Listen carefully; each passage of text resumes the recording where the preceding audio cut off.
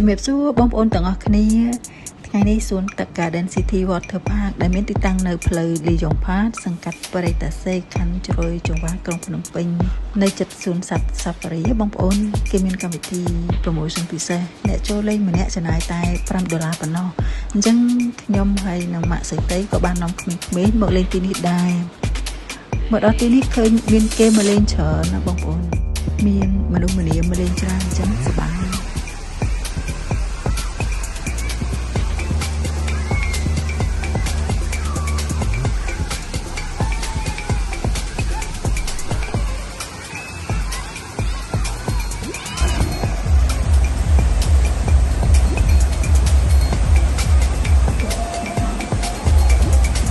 ទឹកនឹងក្មេងៗក៏ចូលចិត្តណាស់អាចលេងសប្បាយពីព្រឹកដល់ល្ងាចមានទាំងកន្លែងលេងទឹកសម្រាប់ក្មេងតូចៗនិងមនុស្សធំ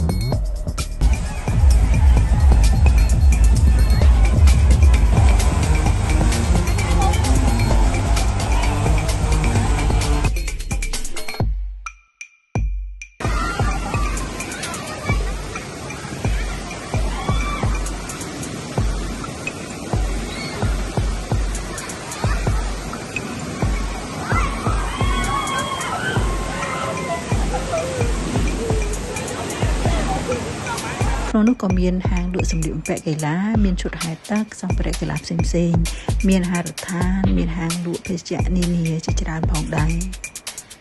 ក្នុងនោះគេមានអាវសុវត្ថិភាពនិងពងសម្រាប់លេងហែលទឹកឲ្យយើងប្រើដោយអត់គិតលុយនេះបានមកណាមើលបងបានមកណា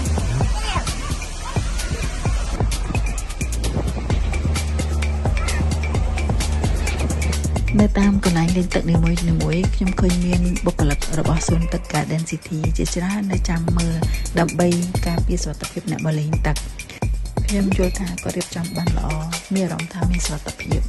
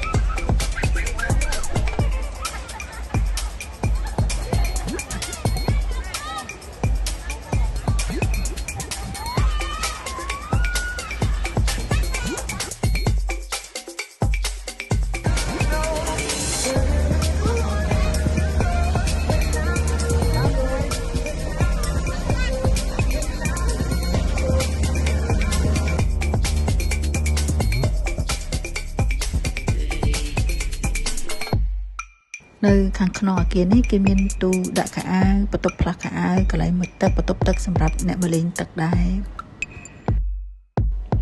សប្បាយដែរឬទេបងប្អូនជួយចិត្តទេ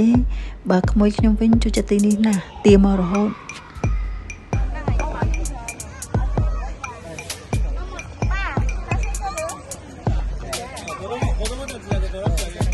ពេលនេះវីដេអូរបស់ខ្ញុំបានមកដល់ទីបញ្ចប់ហើយអរគុណបងប្អូនទាំងអស់គ្នាដែលបានមើលវីដេអូនេះជាមួយខ្ញុំរហូតដល់ចប់ជួបគ្នានៅវីដេអូក្រោយសូមជម្រាបលា